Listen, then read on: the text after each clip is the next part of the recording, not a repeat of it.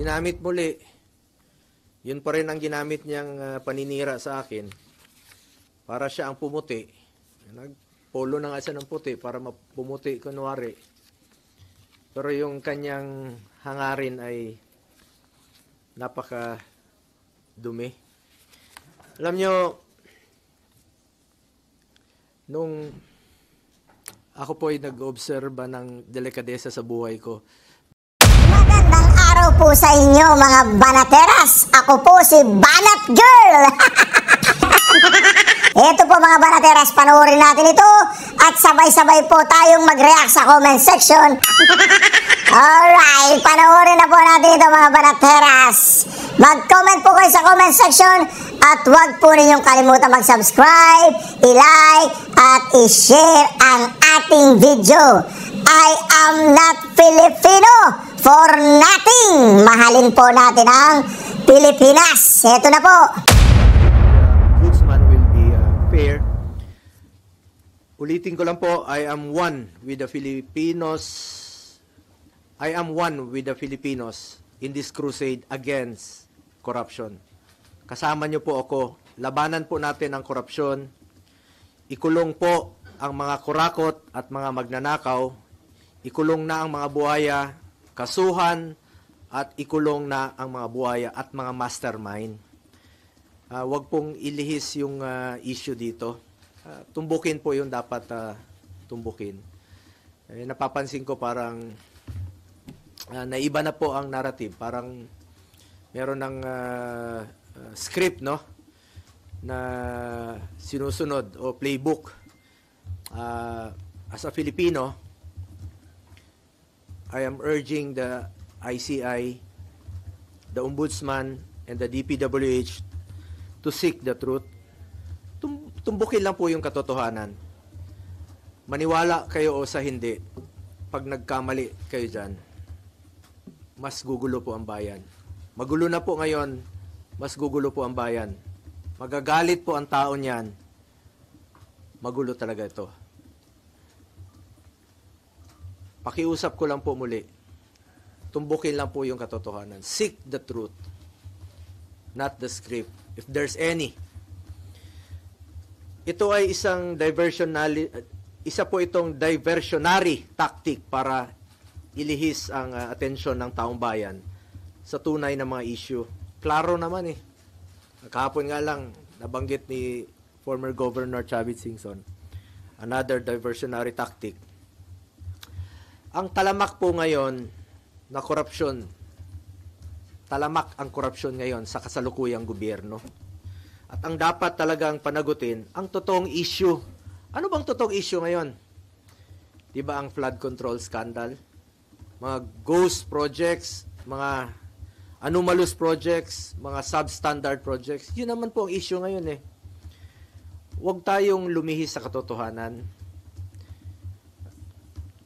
Napapansin ko talagang merong gumugulo eh. Merong nasa likod nito na ginugulo lang po yung katotohanan. But I am one with the Filipinos in this crusade and fight against corruption. Kasama niyo po ako rito. Labanan po natin ito. Kulong po natin ang mga kurakot at mga magnanakaw. Kanina naman po sa final sa amin ni dating Pangulong Duterte at sa kapamilya ko, to Trillanes, you are barking at the wrong tree. Kung seryoso ka talaga, bakit di mo kasuhan yung mga totoong mga corrupt talaga? Bakit di mo kasuhan yung mga financials mo? Yung mga contractor, alam mo yun. Alam mo yun. Kita mo na, nakailang buwan na tayo dito sa pagdidinig sa Senado. Ilang hearings na po. Lumalabas naman yung totoo, sino yung mga contractor. Yung talagang may-ari, sila mismo yung may kontrata, sila yung mismong kumikita, sila yung contractor, sila pa yung congressman, sila yung habulin mo, Trillanes. Ayaw mong habulin dahil financer mo nga. Tama yung sinabi ni Senator Bato noon na may mga financer ka. Baka nga yung ginamit mong pondong yon nanggaling pa sa flood control. Yung pag-imbestiga mo noon kay dating Pangulong Duterte, maaaring galing pa yun sa flood control. Huwag kang magmalinis dito. Huwag mong ilihis ang totoong issue. Dito lang tayo sa katotohanan. Seek the truth, not the script, not the playbook.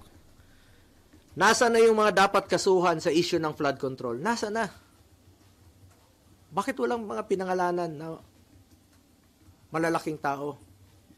Yung mga buhaya, ba't pilit yung pinagtatakpan? Yung totoong issue rito, flood control at ghost projects. Nasa na po? Kaya nakikiusap po ako sa ICI, sa Ombudsman, sa DPWH. Kasuhan niyo yung mga malalaking tao. Yung sangkot sa flood control. Yung sangkot dito sa mga ghost projects. Inaantay po ng tao. Pag inilihis niyo po ang katotohanan, magulo po ito. Magulo po ito. At isa po itong lumang tugtugin mula sa lumang script. Recycled na po yung mga issue. Pilit binubuhay para lang mapinturahan po ako ng maitim para siya po ang magmukhang maputi. My conscience is clear. Unlike him, panlabas o panloob, pati konsensya niya madumi. Ang layunin niya ay proteksyonan lang po ang kanyang mga financer at mga nasa likod ng black propaganda na ito. Ang dapat kasuhan ay ang mga financiers kasi sila po yung totoong mga nagnakaw. Hindi po ako magnanakaw. Hindi po ako kontraktor. Senador po ako na nagsiservisyo lang po sa ating mga kababayang Pilipino. At may delikadesa po ako. Yung prinsipyo po ko po sa buhay, yan lang po ang pwede kong pangalagaan sa ngayon. Pangalan ko po at hindi ko sasayangin yan. Kesa sayangin natin dito sa walang kwentang paninira, tatrabaho na lang po ako. Serbisyo, pagmamalasakit at sipag po ang pwede kong ialay sa ating mga kababayang Pilipino. Tingnan niyo lang po kung hindi ba recycled ito, rehash. 2018, September of 2018. Bago yung halalan, no? Bago pa ako nag-file. Unang tumakbo bilang senador. Nag-ingay na siya noon, siniraan na niya ako. Siya pang senador noon, no? Ako hindi pa, kandidato pa lang. Same issue. Nung 2021, akala naman niya natatakbo ako. Same issue. July of 2021. Last year, nung ako po'y patakbo muli for re-election, July 6 of 2024. Same issue, same. Yung suot niya, ngayon, ay araw na ito, July of 2024, last year po ito. Yung suot niyang polo, pareho pa rin ng kulay, yung suot niya ngayon. Rehash pa rin, pati polo niya, rehash pa rin. Ginamit muli. Yun pa rin ang ginamit niyang paninira sa akin. Para siya ang pumuti. Nagpolo na nga siya ng puti para pumuti kunwari. Pero yung kanyang hangarin ay napaka dumi. Alam nyo, nung ako po ay nag-obserba ng delikadesa sa buhay ko, baka pamilya niya po hindi. Nabalitaan tayo noon, mismo yung tatay niya naging dealer po sa GHQ ng Armed Forces. At nabalitaan nga natin no, na kakasino rin. At may mga ghost rin na yun ang nabalitaan ko noon. So, sana naman tingnan mo ng mabuti kung sino yung walang delikadesa sa atin. Bakit na nililihis ni Trillanes sa mga 2017 projects? Umabot na siya ng 2007. Sino ba mag-aakalang maging presidente si Pangulong Duterte? 2007, gawin mong issue. Kung negosyante yung pamilya ko noon, mapigilan ko ba silang magnegosyo?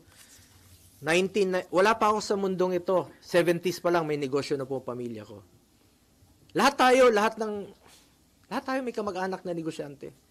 1993, may negosyo sila. Wala pa po ako kay Mayor Rodrigo Duterte noon, may negosyo na sila. Pero noong 1998, at isa po sa aking naging kondisyon, nung nagtrabaho po ako kay Mayor Duterte, sabi ko, pag pumasok po ng City Hall, yung kamag-anak ko, I will resign. Ayaw ko po magnegosyo sila sa City Hall dahil I observe delikadesa at ayaw ko po ng conflict of interest. Nung naging presidente siya, 2016, dala-dala ko po ito. Hindi po sila nakakapasok ng Malacanang. Hindi po ako pumapayag. Nakialam ba ako sa negosyo nila? Hindi. Nakinabang ba ako? Hindi.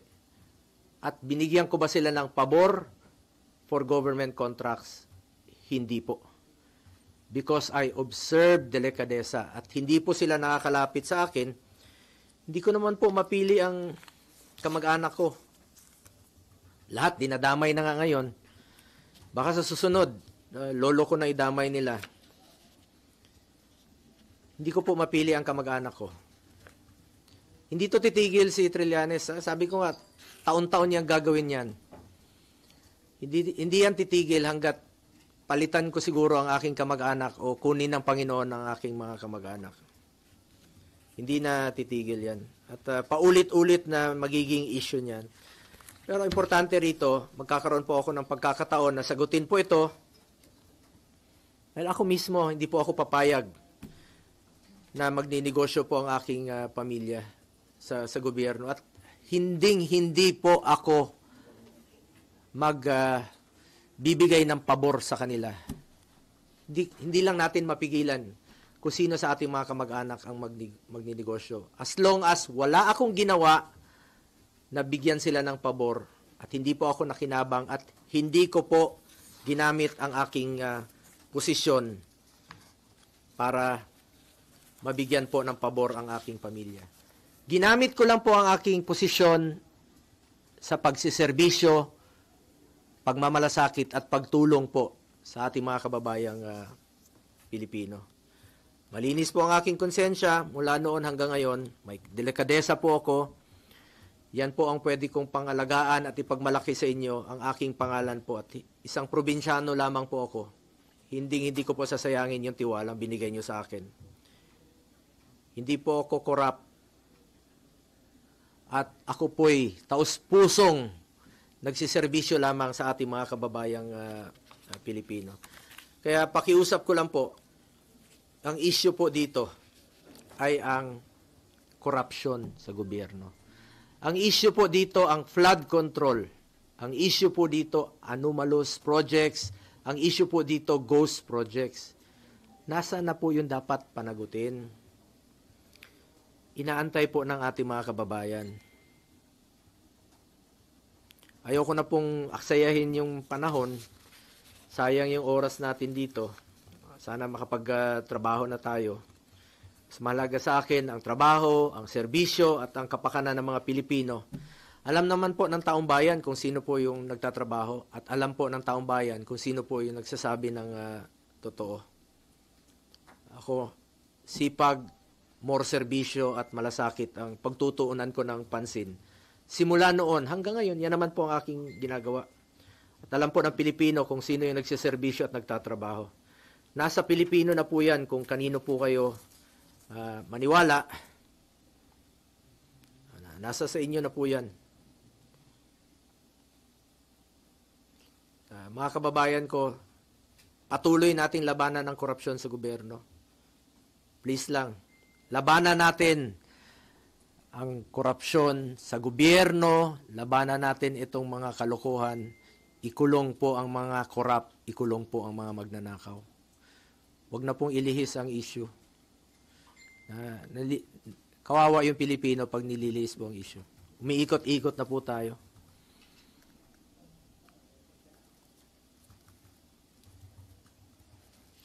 At nakita niyo naman siguro yung complaint ni Trillanes sa mga binigay naman niya sa mga reporters. Paulit-ulit lang po, rehash talaga, paulit-ulit. Paninira talaga. Talagang paninira at inililihis yung totoong issue. Yun talagang totoo dito ngayon. Nililihis niya. Paulit-ulit lang. The same, sabi ko nga, 4 na taon na. 2018, 2021, 2024, 2025. Pareho lang yung complaint niya. Na-file na po niya ito last year. Na-file na po niya ito last year. Tapos na po election.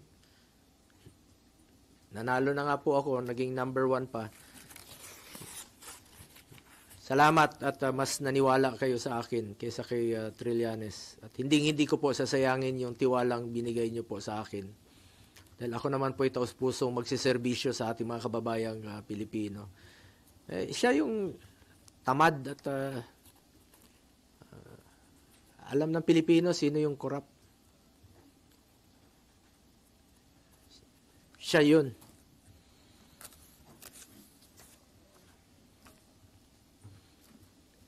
Salamat po sa inyong oras at pakikinig sa akin.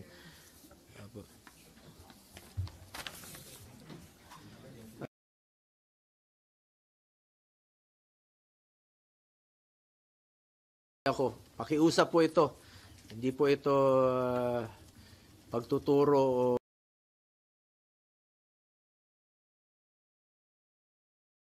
the Ombudsman and the DPWH to seek the truth, not the script, if there is any. Tumbukin nyo lang po ang katotohanan. Maniwala kayo o sa hindi. Pag inilihis yung issue, magulo po ito. Magagalit po ang Pilipino. Magagalit ang Pilipino pag niloloko nyo ang ating mga kababayan sa katotohanan. Yung katotohanan lamang po, tumbukin nyo po, I am one with our countrymen in this crusade and fight against corruption. Ikulong ang mga kurakot at mga magnanakaw. Kilala nyo naman yung mga buhaya. Napapangalanan na eh. But moving forward, we'd like to emphasize that, for example, what Yusek David was mentioning, which is the multi-purpose dams and even for infrastructure. So we have identified 15 from our list, 21, and we have funded the feasibility studies for that. Now, they would be ready for implementation under the 2026 budget, but it's not part of our budget. What we want to show with this initial list is that we can have convergence of all of those that have been mentioned. So, in addition, National Irrigation Administration has another 81, again, multi-purpose projects that would involve water retention and detention, and then they can be used for potable water, irrigation, agriculture, and incidentally even tourism and hydropower. So these are the things that are in our shop right now. So hope if you're looking for ways to demonstrate that indeed convergence can be done, that's why these are some of those projects, and that's why the President went to Claveria in Cagayan in order to inaugurate one of these multi-purpose dams with only 600 million from DPWH.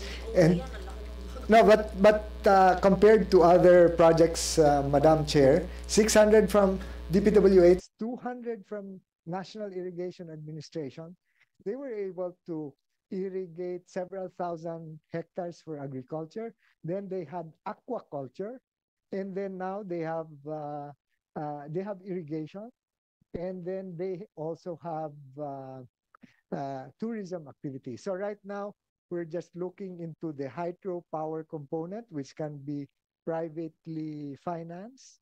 and then for the potable water aspect of it. So it strikes a number of things. Proceed, but please, I'll lay my questions. I'll say my questions, but you proceed. How will this budget of the DNR address the need to restrict inappropriate development in flood-prone areas in ensuring that floodplains are properly utilized and their resilience is maximized? My second question is there a specific funding for the review and the updating of water infrastructure building codes based on forecast local climate hazard impacts and ensure um, its resilience? So those two questions, can you answer it first or will you finish this? Because I want to understand that. Yeah. Okay. So Restricting. Restriction. Okay, that is the purpose of the National Flood Management Master Plan. These are guidelines on how we tackle certain problems. So, and maybe we can go back one slide pa, yung dashboard there.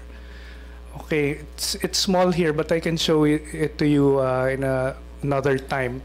What we have noticed is that, okay, we do have ghost projects. We see them much more than what DPWH is reporting.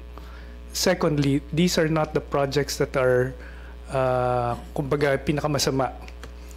What we have are classified as structures that actually are poorly situated and exacerbates the flooding.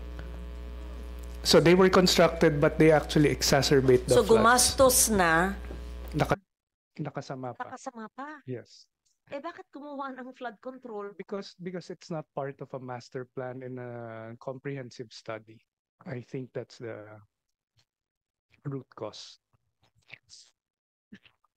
Mm-mm. So so this is sana our opportunity to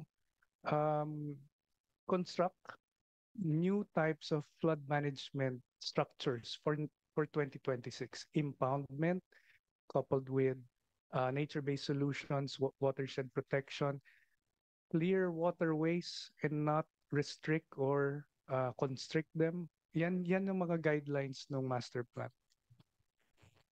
Ipatupad ang Ecological Solid Waste Management Law. Huwag magtapon ng basura, namely plastic at solid waste sa mga kanal at esteros at sa dagat o karagatan at sa lawa. Simple lang naman yun. Di kailangan ng funding yun. Magtumino lang ang mga tao, di ba? So clear waterways. Tapos nga yung impounding. Anyway, sige. Continue please. Sige, next. Nasabi nyo, yung pondo nyo, wala sa budget? Wala pa kasi sinusunod namin yung proseso. We do a feasibility study first, all the modeling, no, consultation with the stakeholders. So we can't put it in the budget just yet, but we're ready for it in 2026. means, Madam Chair, that the budget that we're preparing for, if can anticipate some of these projects already, because the feasibility studies will have been done by 2025. Madam Chair.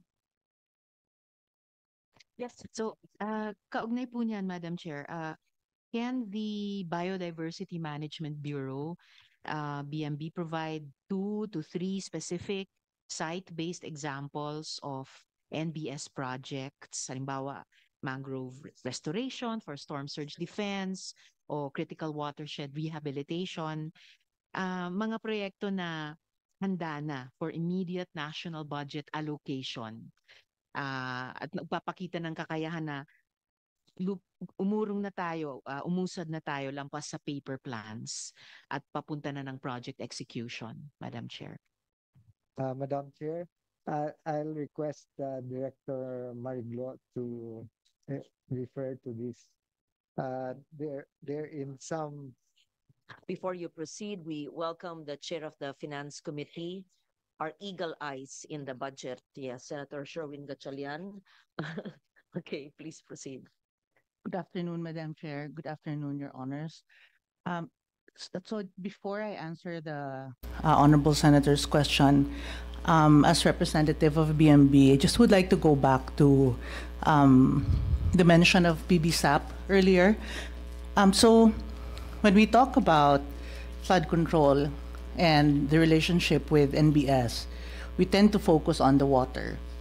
But in fact, DNR is, as the focal point for PBSAP, already doing a lot of nature-related, which we now call solutions because we have problems, items that are part of the mandate of DNR, as well as internationally, we have committed to different agencies. So, for example, we are mandated to take care of critical habitats. We are mandated to manage protected areas. In doing so, we are strengthening our ecosystems and therefore giving our nature in general a chance to rehabilitate and recover. And as we all know, there's a relationship between healthy forest ecosystems and water. So my point is that this is obviously a much larger picture that we're talking about when we say that we are trying to address a problem like water that is not in its proper place. The other thing is, and this is to answer your question, Your Honor, on the matter of where to put this water, for example, we have wetlands. We don't have laws yet that sufficiently cover wetlands, and that's something that is part of the mandate of BMB, to look into these items so that we can address them as a matter of policies.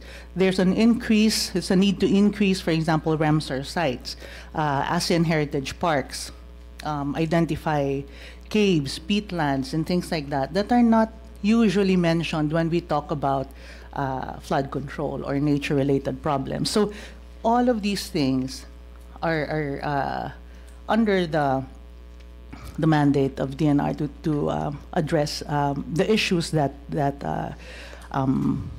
affect them. So on the matter of whether we have sites, yes, we do, Your Honor. For example, in Concepcion, Iloilo, there are islands there that have been working with CSOs, like Conservation International, for example. They have been able to demonstrate the impact of a combination of something as basic as rocks, so hard items, as well as mangroves planted at the right places. They've been able to reduce the